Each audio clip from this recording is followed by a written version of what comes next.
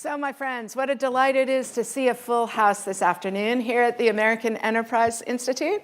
I am Kori Schake. I have the great good fortune to lead the Foreign and Defense Policy team here at AEI, and I am joined by my esteemed colleague, Mackenzie Eaglen, whose work on the defense budget, force structure, defense industry, and in a report just about to come out, also on defense reform, is defining for AEI. And we have the pleasure today of talking with the leadership of the Army of the United States, including the Secretary of the Army, Christine Wormuth, and the Commander of the U.S. Army in the Indo-Pacific, General Flynn.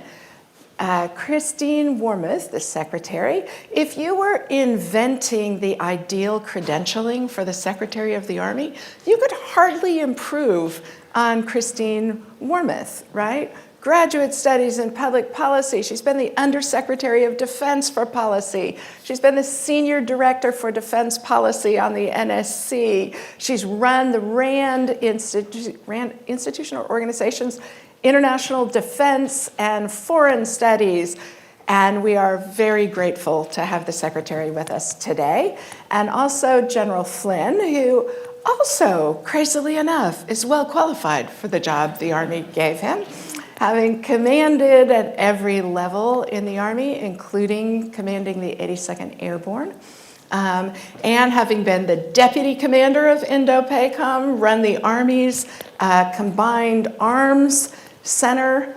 Is everything a center of excellence now, or were you just a center for less than excellent? Anyway, a terrific soldier who's very well attuned to the challenges of the theater in which he is commanding Army forces.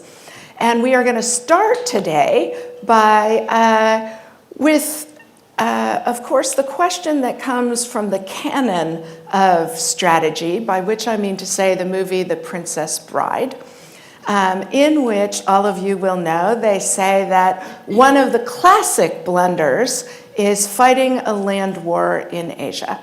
And so we open today with the Secretary and the General explaining to us whether that's true and what the Army's role is in the Indo-Pacific region. Secretary Wormuth. Thanks, Kori. Thanks very much for having us, and thanks, Mackenzie. General Flynn and I are delighted to be here. I think, I would start by saying, and I love The Princess Bride, it's a great movie. I think I would start by saying our goal is to avoid fighting a land war in Asia. And my view is the best way, one, this is all about deterrence. We want to lower the temperature in the relationship with China. I personally am not of the view that, an amphibious invasion of Taiwan is imminent, but we have to obviously prepare. We've got to be prepared to fight and win that war, and I think the best way we avoid fighting that war is by showing the PRC and countries in the region that we can actually win that war. So when I think of the Army's role in the Indo-Pacific, I really focus on deterrence. How do we build and strengthen deterrence while we're campaigning, and then what do we do if deterrence fails? So let me talk a little bit about both pieces of that. And I think I would say, if I had a bumper sticker to try to capture the Army's role in both of those phases, if you will, campaigning and warfighting, I would say land power is really staying power. That's what we're about. And in the campaigning phase, I really think what we're doing is threefold. First of all, we are complicating China's decision-making, President Xi's decision-making. I think we have to really make him think every day about if I were thinking about something aggressive against Taiwan, would I be just dealing with the United States, or would I be dealing with a coalition like the one he sees that we have built to defend Ukraine right now in Europe? And we play a key role in that. And it's not just about, everyone sometimes says, all of the militaries in the Indo-Pacific are dominated by their armies, and we're the Army, and we have good relationships, so that's kind of what we're about in the Indo-Pacific. It's not about that. It's not just relationships for relationships' sake. But I do think showing that we have a strong network of allies and partners in the region is really critical. And one of the ways that we do that is, for example, with our 5th Security Force Assistance Brigade, which actually trains and operates with, I think last year it was 12 different countries, all of the big ones, the ROK, Japan, the Philippines, Indonesia, Thailand, and General Flynn can talk about that at length. And we also have something now called the Joint Pacific Multinational Readiness Center, which is where we are now, some of the militaries from these countries are coming and building readiness with us, whether it's in Hawaii, Alaska, or in other places. So that's number one during campaigning. Number two is really, we, by being in the Indo-Pacific, are enhancing our access in the region. And that's obviously going to be really, really important. And through the exercises that we have, for example, in many cases, we're able to make improvements to some of the infrastructure that's there in the region that we would need to operate in the case of a conflict. The Secretary Austin's expansion to 4 more EDCA sites in the Philippines really was and is a big deal. It was a little overshadowed, I think, because of the Chinese balloon, but that's a really big deal. And, we look forward to talking to the Philippine Army about what opportunities are going to be there for us to work with them as a result of that. And again, that's just one example. But I think we're also looking at how can we build some theater distribution centers in the region? Starting potentially with Australia, for example, which because of its location is, outside of a lot of the missile ranges. And that's a place where we could work with the Australians to build a hub, to have supplies, to be able to move fuel around, for example. And I think, Guam is obviously going to be the most important one of those distribution centers, but there are possibilities with Japan. I think, there's a lot we can do with Australia. And again, with the Philippines and the Singaporeans. Now, in those 2 cases, it would probably be non-lethal equipment that would be there, but that's the kind of thing that we need to be working on. And then I think the third piece of campaigning where we're building deterrence is really by showing visible, combat credible forces forward in the region. And again, General Flynn can expand on this, but Operation Pacific Pathways is really how we're doing this. And our goal is to have Army forces in the Indo-Pacific 7 to 8 months out of the year. And we have some very large exercises now. We have Garuda Shield, which used to be a bilateral exercise with us and the Indonesians, last year became Super Garuda Shield. We had 14 countries in that exercise with us. All of our sister services participated in that. And then we have, for example, this year coming up, we're going to have Talisman Sabre, where we actually are going to move Army pre-positioned equipment from the Korean Peninsula using our Army watercraft to Australia. And that's, again, showing how we're going to be doing this. We've got the Balikatan exercise in the Philippines, and we'll have our multi-domain task force participating in that. So I think, countries in the region see that. China sees that. Our allies and partners see that. Those are all things we're doing in campaigning. And then if deterrence fails, and I'll be brief on this, I think there are really 5 core tasks that the Army has. The first, I like to say that we are the linchpin force. And again, this gets to the staying power. It's going to be our job to establish, then build up, and then secure and protect staging bases for the Navy, for the Marines, for the Air Force, and that's why we're really building out our integrated air and missile defense capabilities, for example, to be able to protect those kinds of staging bases that are going to be key.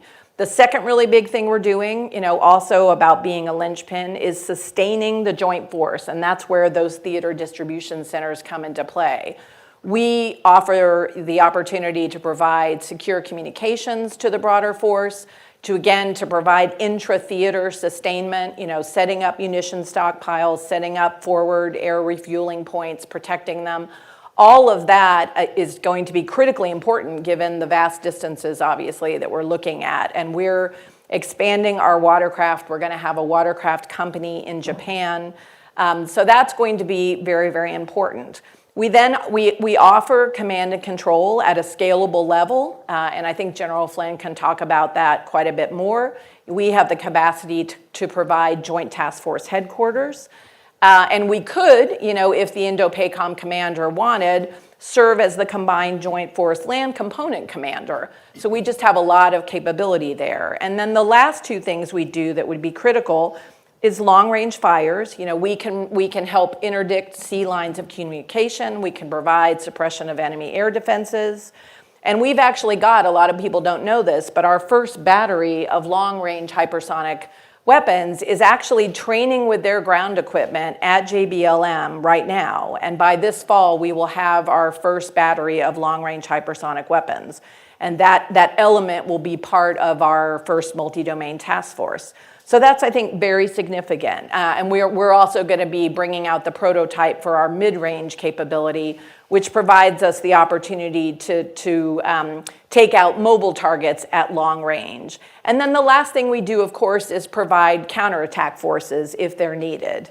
And there's a lot of discussion about how that would work in which different scenarios. But I think those 5 tasks are incredibly important. The last thing I would say is, particularly if we got into a major war with China, the United States homeland would be at risk as well, with both kinetic attacks and non-kinetic attacks, whether it's cyber attacks on the power grid or on pipelines. And the United States Army, I have no doubt, will be called to provide defense support to civil authorities. And that's something that people often put as an asterisk, but it's actually going to be incredibly important. They are going to go after the will of the United States public. They're going to try to erode support for a conflict. And I think the Army will play a role here at home. During the Berlin crisis in 1958, when the Army Chief of Staff suggested to President Eisenhower that they needed to start moving troops to Europe, President Eisenhower's response was that he should be impeached if he did that. They would be needed to restore civil authority in Baltimore after the nuclear exchanges. Yeah. So on that bracing note, General Flynn, tell us about the Army in the Indo-Pacific. Kori, Mackenzie, Madam Secretary, thanks for having me today. As the title suggests here today, and as the theater is named after 2 oceans, I'm just here to offer that this is not only an air and maritime theater. This is a joint theater. It's got joint challenges and joint problems, and it requires joint solutions. So I'm the land component commander. I'm a land guy. I was the 25th Infantry Division commander going back to 2014 and to 2016, and then I was in that region all the way to 18 as the deputy commanding general for both Vince Brooks and for Bob Brown. And so I've been watching the ground forces and the PLA since 2014, and they are on a historical trajectory. The military arm that they have created is extraordinary. They are rehearsing, they are practicing, they are experimenting, and they are preparing those forces for something. But you don't build up that kind of arsenal to just defend and protect. You probably are building that for other purposes. So the point I'd make here is that a couple of things. First of all, the Chinese have, and they're operating on, they have 3 things that we do not have. They're operating on what's called interior lines. They're right next to their primary objective, and make no doubt about it, the prize is Taiwan and the land. The second thing that they have is they have mass. They have a lot. And then, of course, they have magazine depth. They have a lot of munitions, a lot of arrows in their quiver.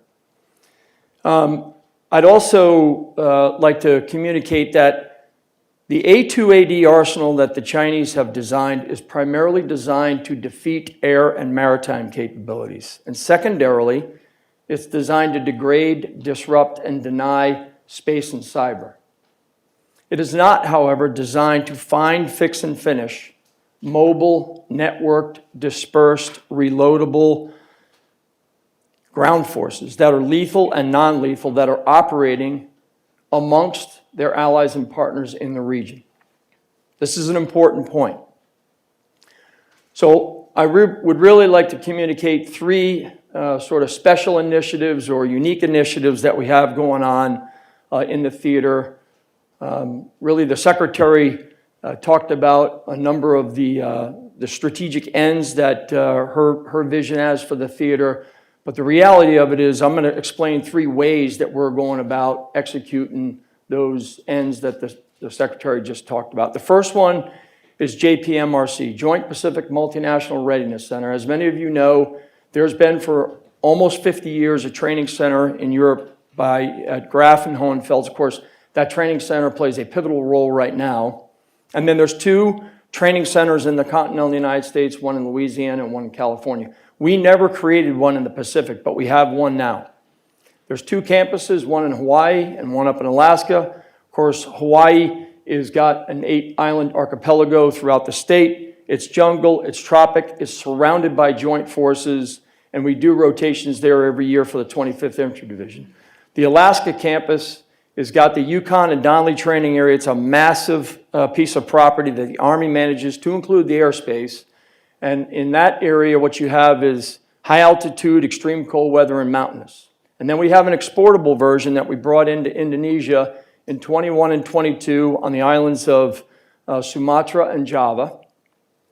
And this year, we're going to bring that exportable training capability from the JPMRC into Talisman Sabre in a place called Rockhampton, Shoalwater Bay up in the northeast corner. So the first point is we have created the Joint Pacific Multinational Readiness Center. It's the Army's contribution to what's called PIMTEC, which is the Pacific Multinational Training and Experimentation Capability, which has been at Indo-Pacific since Admiral Locklear. And what we're doing at JPMRC is we're generating readiness. We're generating that readiness, and then we're projecting it into the region on the second thing I'd like to talk about, which is Operation Pathways. And Operation Pathways is putting combat credible forces forward in the region for extended periods of time. And it really does 3 things. It increases our interoperability with our allies and partners, the human, technical, and procedural interoperability, and it increases confidence in our relationship together. The second thing it does is it increases our joint readiness because we're operating as a joint force. And the third thing it does is it's denying key terrain, human and physical terrain, from the PRC, which are in all of the subregions across the area, from South Asia to Southeast Asia to Oceania to Northeast Asia, to include the Arctic Circle. So Pathways is our way of campaigning. Pathways is our posture. Pathways is posture without MILCON. Pathways is our reinforcing to our allies and partners in the region by forward positioning capabilities for extended periods of time. And then the third thing that we're working on, and many of these are anchored by the Core 5 that the Secretary talked about, is we're creating joint interior lines. Now, joint interior lines is actually composed of foundational capabilities that only the Army provides at scale. Those capabilities are command and control at echelon, protection by way of mobility, counter-mobility, and survivability through engineering. The other layers of protection are counter-UAS level 1 to 3 threats, short-range air defense, mid-range with Patriots, and then upper tier with theater ballistic missiles. The third way we're doing this is through sustainment, activating our APS stocks in Korea and Japan. We have 7 vessels afloat for APS-3. We are layering into Operation Pathways activity sets in a wide range of locations where we're either dynamically deployed, we're permanently positioned there, mostly in Korea and Japan, but also we're rotating forces there for today. For example, in Korea, soon we'll jump, from Thailand with Cobra Gold and Hanam Guardian. We'll go to Balakatan and Salakanib in the Philippines. We'll jump down to Garuda Shield in Indonesia on the islands of Sumatra, Java, and Borneo, and then down to Talisman Sabre in Australia, then up into Japan. And this, effectively, what we're doing by creating these interior lines is we're taking time and space away from the PRC so we can extend indications and warnings for the National Command Authority so we can close the force, protect the force, and be able to take decision space away from the PRC. The last thing we're doing on those interior lines is we are working to put collection sensors out there to see, sense, and understand so we can contribute from the ground and tie together a terrestrial layer, an aerial layer, and a space layer to do intelligence support to joint targeting. That's necessary for us to provide those joint long-range precision fires, and necessary for us to be able to maneuver and provide other forces to the joint force in support of our allies and partners and in support of what the joint force must achieve. I'll end on this point by saying exactly what the Secretary said up front.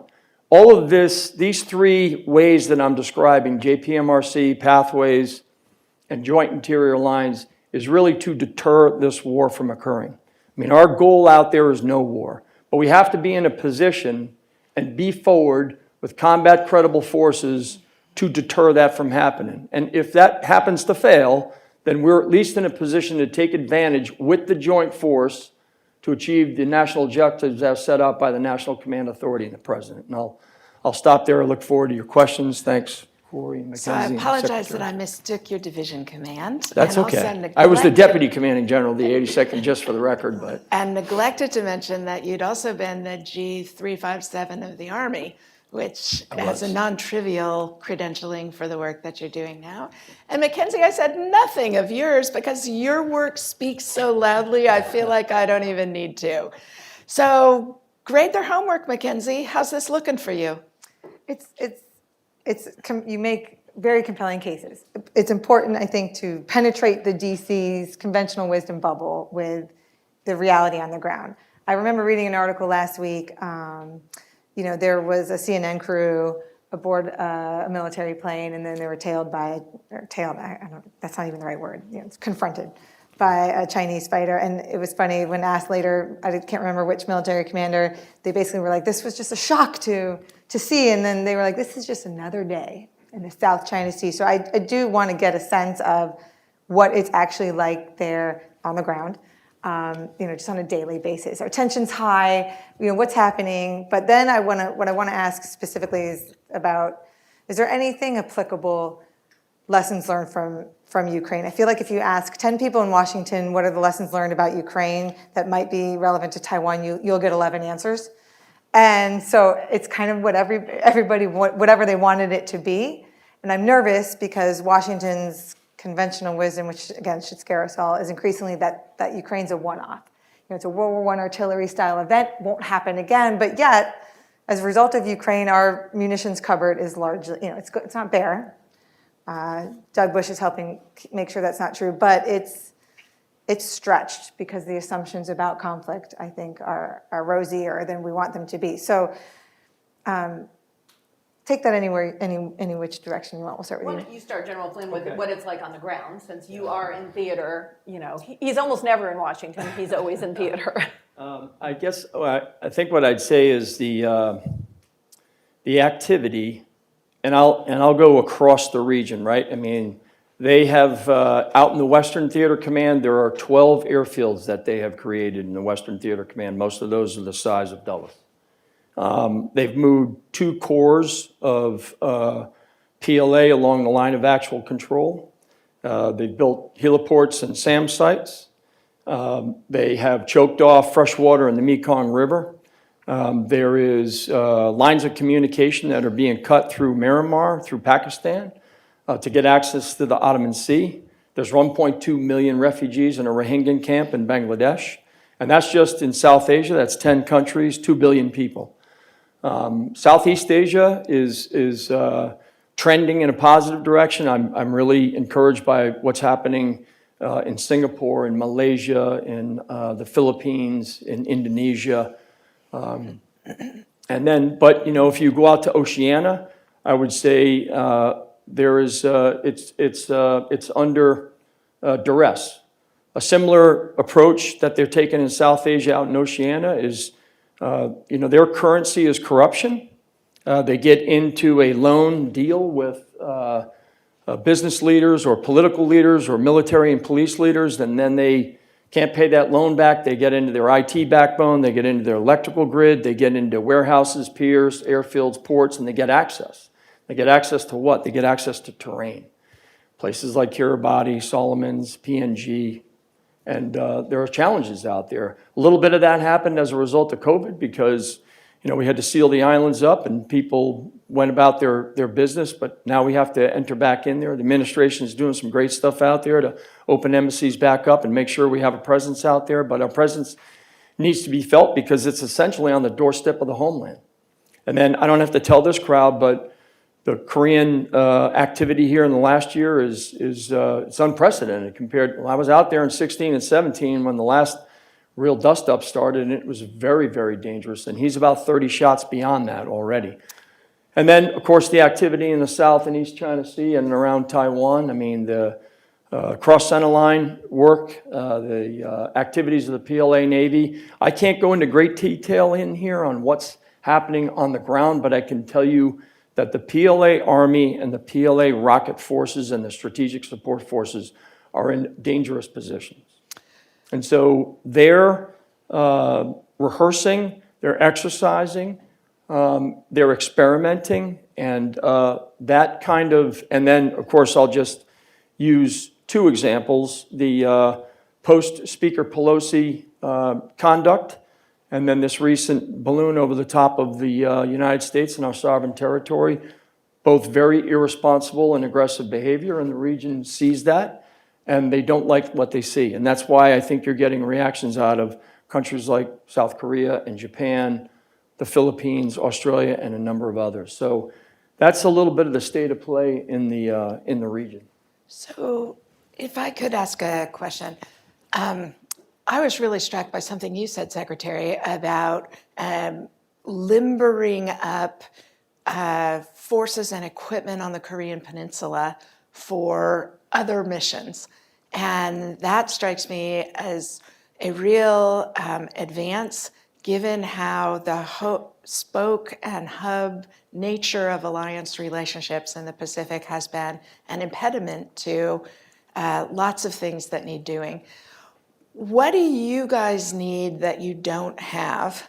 Or what do you need more of, whether it's diplomatic agreements, access agreements, money, authorities from the American government that can help you do the kinds of things that fully respond to the threats that we're hearing about from General Flynn? Well, I think the biggest thing is defense diplomacy, is securing agreements with countries in the region to allow us to do more, and not just the Army, but the other services as well. And there's always, everyone always wants to move faster, and we'd like to move faster. But I know from my time as USDP that, you can only move as fast as host nations are willing to move in terms of signing agreements. And for obvious reasons, it's a complicated neighborhood. A lot of the countries in the region obviously have very robust economic relationships with the PRC. So I think, we do have to be mindful of the fact that those countries are going to make decisions on their own timelines in what they see that makes sense for their national interests. But I think, to all the points that General Flynn was making about what countries like Japan, Australia, the South Koreans see in the region right now is changing rapidly. And when I look back at, how Japan saw itself and saw its role and saw the role of the self-defense forces, 10 years ago, it has changed dramatically. I mean, I think the folks in the Philippines have expanded the EDCA agreement sites because of their concerns about what they see the PRC doing. So I would like to see us, continue to sort of have wins like those 4 new sites. But our job in the Army certainly is to just be as ready as we can to take advantage of those agreements when they get signed. If I might, I think important to point out, I'll just use 3 countries, Indonesia, the Philippines, and Australia. Each of those countries are creating what we would call combat training centers. In Indonesia, one is over on the island of Sumatra, on the eastern coast of Java, and then up in Borneo, because they've got 17,500 islands that they're spread across. The Philippines, in one of the EDCA sites at Fort Magsaysay, there's a training area there that they seek to put a training center together. And then of course the one in Australia in the northeast corner in Townsville, Rockhampton. These are all areas where they want to collaborate and partner with the U.S. Army because we know how to do combat training centers. And so the expertise and the skill that we can get to enable them to do that is just invaluable. Plus, it gives us an opportunity to do those things about interoperability, partnerships, and really being able to conduct training and share tactics, techniques, and procedures for us to be able to have that interoperability as a deterrent in the region. Mackenzie, you are the country's best defense budget analyst. Is the Congress giving the Army and the administration giving the Army what it needs to do this? I worry about, yes and no. I worry about, there's a Venn diagram overlap of things that you might need for competition and deterrence, which could also be useful if there's a kinetic conflict. But I worry that we're starving some of the deterrent capabilities, whatever that might be. I'm pleased with the progress. Dr. Ratner said here, this year is going to be generational for force posture change, and we're cheering it on every step of the way. But I worry about the gaps in the competition and deterrence, and just where many seem to think there's going to just be enough. Whatever we buy and prepare and posture for the war is going to be sufficient for everything short of that. So that's what keeps me up at night. Although General Flynn, I'm not going to sleep for a week after having you here. But because it's tremendous what's happening there. I do want to ask though about a different kind of act of war. Do we over-focus on the invasion scenario in Washington over quarantine and blockade, which to me are far more legally and politically complicated for militarily, but also the decision timeline cycles in Washington? Invasion's what you, soldiers like you, know how to do that, defend against that, deter that best. But the other two are also acts of war, and correct me about the previous speaker's visit, I saw different elements being dress rehearsed of all three scenarios. The current House Speaker is headed to Taiwan also, I believe, next month or in April. So we'll get some more out of that. But is there an overemphasis on the invasion scenario at the expense of the others?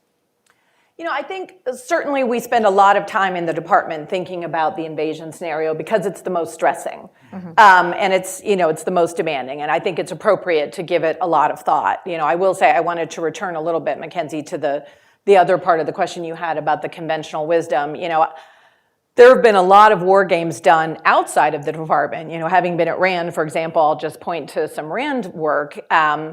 And a lot of those war games show that it won't be necessarily a quick, sharp, even obviously a Taiwan scenario, there is definitely the possibility of a protracted conflict.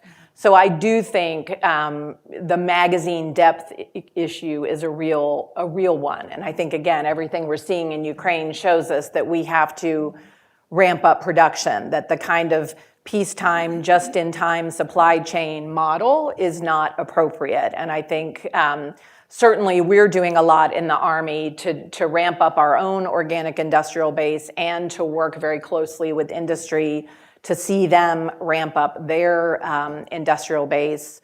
And we have gotten multi-year procurement authority from Congress in a couple of instances and are going to make good use of that. And we're, I hope, going to do two more big contracts next year, looking at GMLRS, for example, to really increase our buys. So I think, I'm not sure we've bought into the conventional wisdom that it's going to be short. The Army is preparing for it to be longer.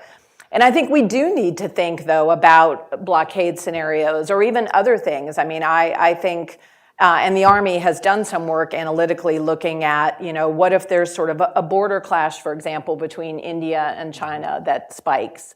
Or obviously there could be something, some coercive belligerent behavior in the South China Sea or around the Senkakus. And we do have to, I think, continue to think about those in addition to the Taiwan scenario.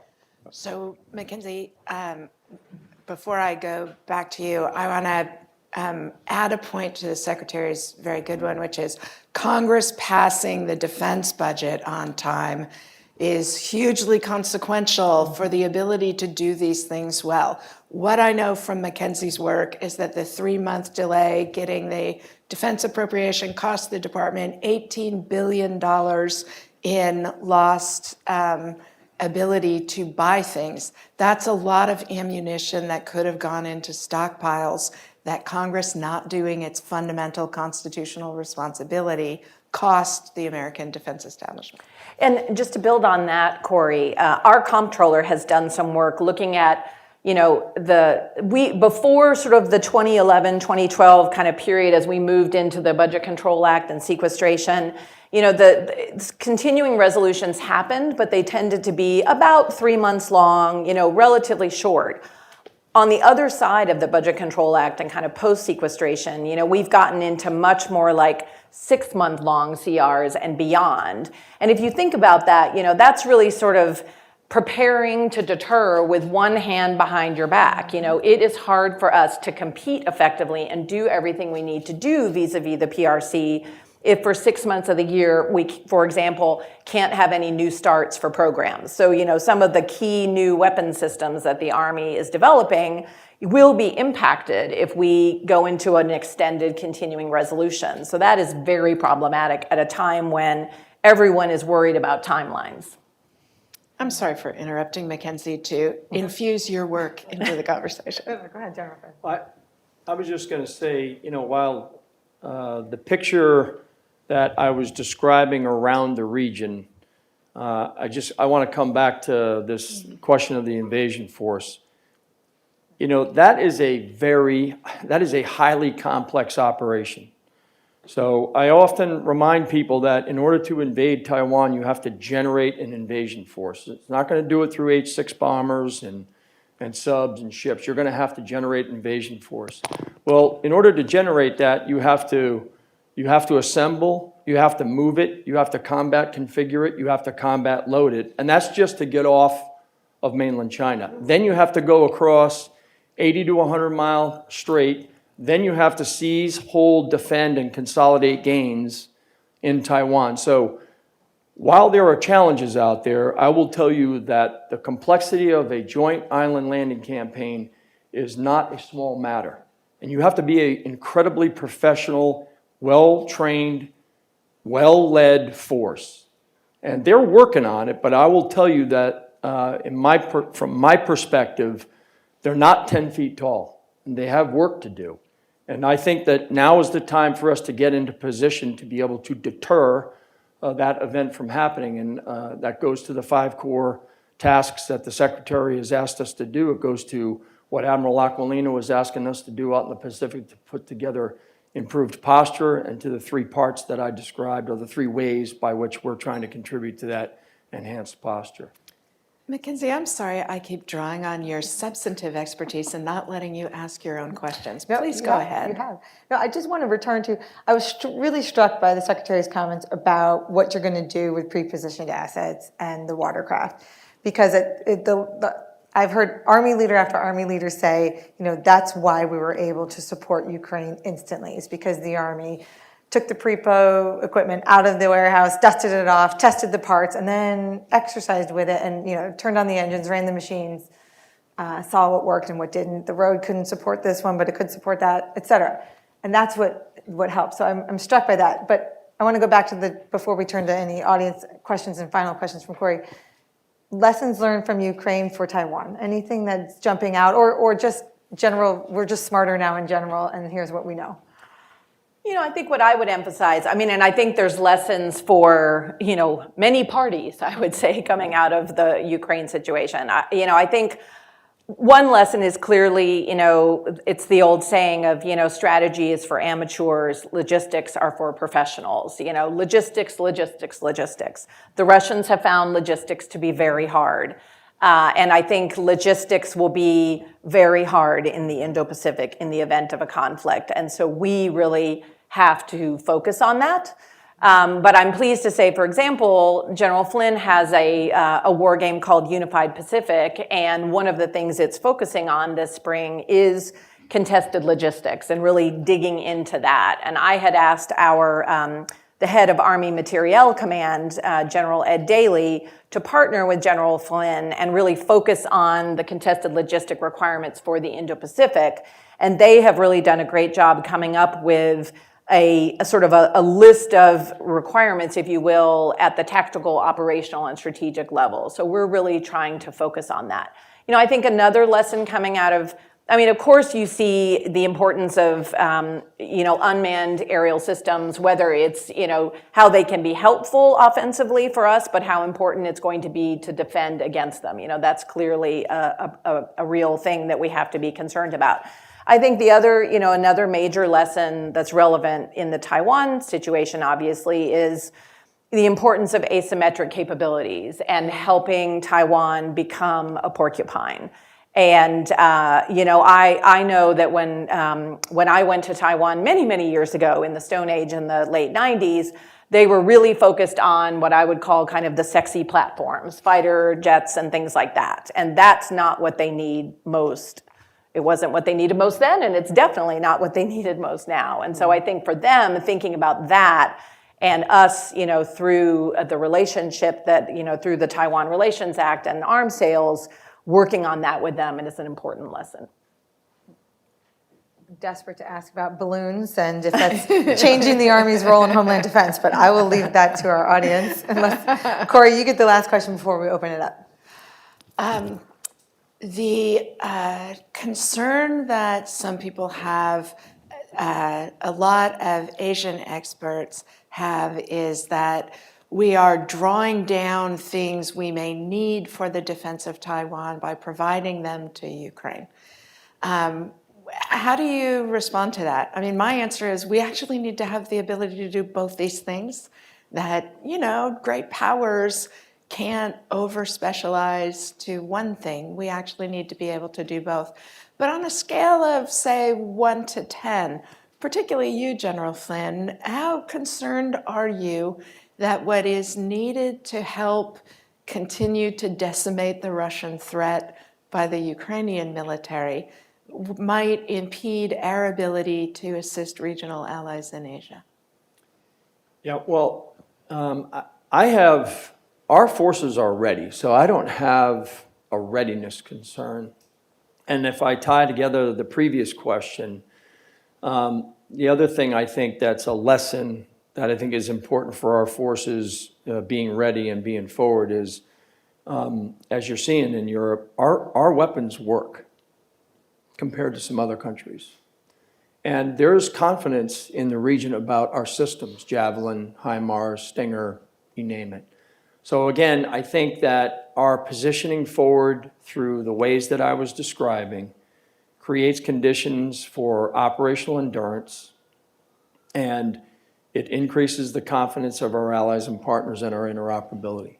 So, you know, the Secretary and I and the Chief, we've had a number of conversations. They're continuing to go on about prioritization. It's a challenge across the world because of the global commitments, and that's particularly true, I think, for the Army. I can't speak for the other services, but I would just tell you that the three ways that I was describing through a training center in the region, pathways, you know, again, if you think back to how we got into the particular stance that we are in Europe today, they have a training center in Europe. They had Operation Atlantic Resolve. They had EDI. That just didn't happen overnight. It happened over the span of about 5 to 7 years. And so that staying power that the Secretary was talking about is what we seek. Mm-hmm. And so I think if we can stay forward, and to your point, Mackenzie, about Dr. Ratner's comment, 23 is a really important year because the payload of exercises in pathways is really at its zenith here in 23 because it's a Talisman Sabre year. We have PAC Sentry, which is a JTF certification for the TJ-FLIC, my command, and also Pacific Fleet as the TGIFMIC. And we're going to have upwards of 20,000 forces west of the international date line, joint forces. And then a bulk of those are anywhere between 6,000 and 9,000 for Army forces west. So I think this is an important year to get in position, create enduring advantage. and build out those 3 ways that I was talking about. And so we're ready to do that, and our forces are ready today to be able to respond if need be in the event that something goes in the direction we don't want it to go. Kori, General Flynn just reminded me, since you are our best megaphone here for the work of our team, the European Deterrence Initiative, the EDI, I fear we've acronymed out our audience. The European Deterrence Initiative was through supplemental spending. And the Pacific Deterrence Initiative is really just a rebinning and tagging exercise of budget. It's an internal, this is something for the Pacific. It's not new additional money. I think that we should have a conversation in Washington about the need for additional money, particularly as the bills are in jeopardy of moving, except maybe one more supplemental. But it would be nice if the Pacific Deterrence Initiative were funded like the European one and over a long period of time. So thank you for that reminder. I want to encourage our online audience as well, and for you here in the room, we're going to come to you next, to feel free to submit questions. We have about 10 minutes left. I believe on your screen you can see that those questions can be sent through email to emily.coletta@aei.org, COLETTA. But what I have here are a few questions already pre-baked, but I'm going to look around the room first since you schlepped out in the rain and are all here today. So can I take 2 together at the start? Please. From 2 of the sharpshooting journalists at this table? Thank you. Hi, Lara Seligman with Politico. Thanks for doing this. Mackenzie, you mentioned you had balloon questions, so hopefully I will ask that one. For General Flynn, how frequently do your forces see balloons of this nature that are operated by the Chinese?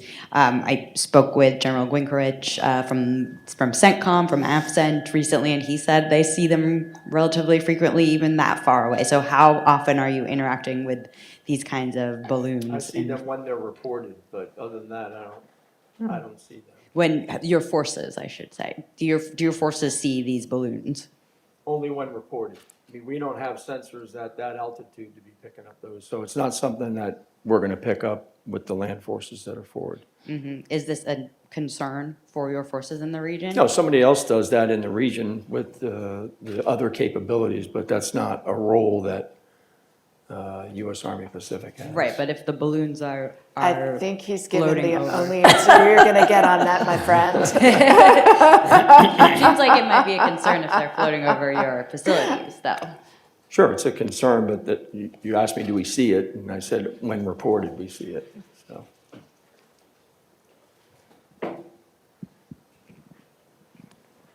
Thank you.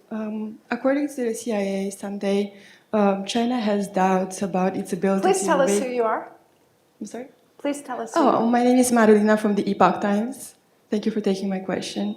So I was just saying that the CIA made a statement on Sunday that maybe China has doubts on invading Taiwan. Do you have any comments or? I think what I would say is, I think General Flynn laid out very effectively the complexity of an amphibious invasion of an island like Taiwan. So I would imagine, while China has, greatly modernized its military over the last 20 years, that is not a military operation for the faint of heart. So I would imagine, President Xi may have questions about how successfully the PLA could do that. Kevin Barron in the back. Thanks, Kori. Kevin Barron from Defense One. General, good to see you. My question for you is, as a military man who's in the region, what's the difference from how you view the China threat versus how you see it portrayed in the press, in the politics today, now that you're here in Washington? It's become a real touchstone of whether you're a loyalist or not, and it's in the campaigns. It often gets simplified by balloons. You've laid out a lot of the defensive the needs that you have, but how do you view the threat that's different? Well, From the public. I guess I view it through the lens of my time watching it. So I'll just say, when I was there from 14 to 18, in 15 they went through a reorganization, and they were, on a path of modernization at the same time. So then they established their theater commands, and by the time I left in 18, they were doing some interesting things. They had built, the islands. They had actually seized them, then built them, then armed them. And so the reorganization of the theater command structure, the emphasis on joint, the modernization, and the training. I guess when I left in 18, I was concerned, and then I came back here to DC to be the G357, and I still paid attention to it. But when I went back in 21, between 21, 22, and 23, I think the difference between what I've seen is they're exercising, they're training, they're rehearsing, and just I guess the payload of activities that they're doing with all of their services, from the rocket forces to the strategic support forces to space cyber, land and sea. And so, Kevin, to your point, like here's 14 to 18, and then I see 21, 22, and 23, and then I think out to, 26, 27, 28, 29, and absent them slowing down, that's a dangerous trajectory that they're on. Couple that to, so that would be the incremental approach of modernizing, training, reorganizing. And you couple that to the approaches that they're taking, the subregions, on sort of the insidious nature of the corrosive, what their currency is corruption. And they're getting into deals out there that create access for them. And our currency is really our values and our principles and the way we operate in the region. And I think that's what gives me concern as I watch it.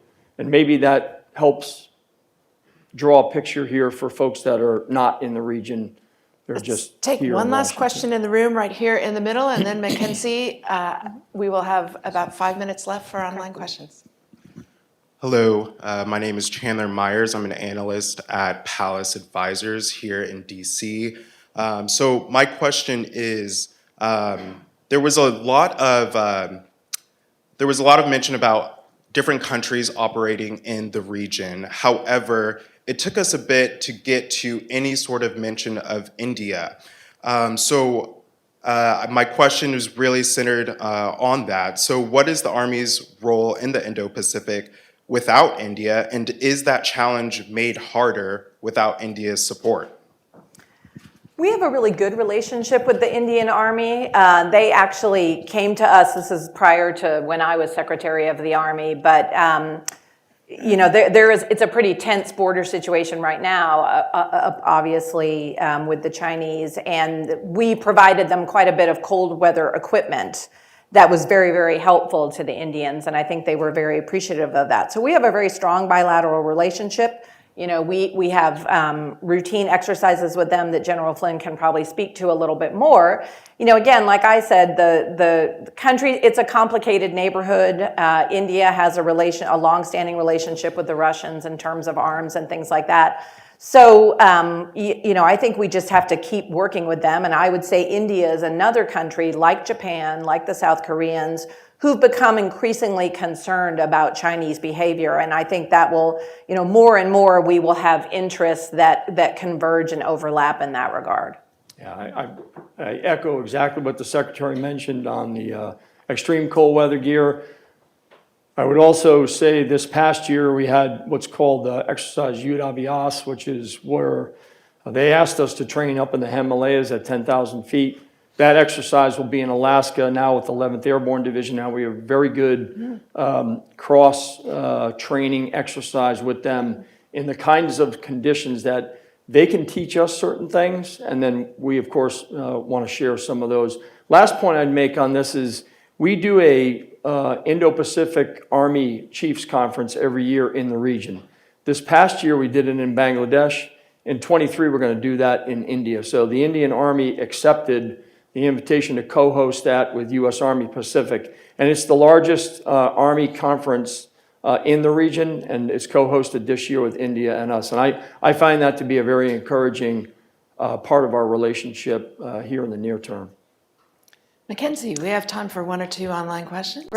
Well, in a sign of how large America's Army is and how difficult it is to get any time with General Flynn. I actually have a question from one of your fellow colleagues and fellow U.S. Army general. And he can only find you at 8 but it's actually about Japan, one of our closest allies, which I'm thrilled that it might be, in fact, the last question. And he's wondering what concrete steps we're taking, you and the Secretary taking, to increase our footprint in Japan rotationally or permanently, and working with their security defense forces, the interoperability potential, especially given the emphasis on long-range fires. So the Secretary mentioned the composite watercraft company. So that's an active component composite watercraft company that will be going into Yokohama North Docks, which is right in Tokyo Harbor here, beginning late this year. So that's one addition. Of course, we have, I often refer to the Army in Japan as a sort of first-round welterweight fighter. We don't have many people there, but we have 2 TPY, 2 radars there. We have a Patriot Battalion there down in Kadena and Okinawa. We have a regional support group in Okinawa. We have a mission training complex in Camp Zama. We have Yokohama North Docks in Tokyo Harbor. We have the port of Naha in Okinawa. And then, of course, U.S. Army Japan provides RSO&I for all the joint forces coming over there. A couple of things that I think are really exciting. First, General Yoshida, the chief of the Ground Self-Defense Forces, this last year, he asked us to put Exercise Orient Shield down in the Southwest Islands. We had HIMARS and their SSM-12s down on an island called Amami Island. We also, in Exercise Yamasakura, which is First Corps' CPX with the Japanese Ground Self-Defense Forces, they actually invited the Australians to send observers and the Philippines to send observers. In fact, General Bronner, the chief of the Philippine Army, came to Japan during Yamasakura, and we did a trilap between the U.S. Army, the Japanese Army, and the Philippine Army. And next year in Yamasakura, we'll have a U.S. division, a Philippine division, an Australian division, and of course, multiple division level equivalents, which is really regional armies in the Japanese Army. So, and as many of you know, the Japanese have doubled their defense budget. They're investing in counter-strike capabilities, and another, I think, important point is they've added a joint command into their structure. So these are all really positive things. I have a very close relationship with General Yoshida, the chief of the Japanese Ground Self-Defense Forces, and I'm really encouraged by the work that we're doing together in Japan across all of the regional armies there. So, Secretary Wormuth, the last word is yours.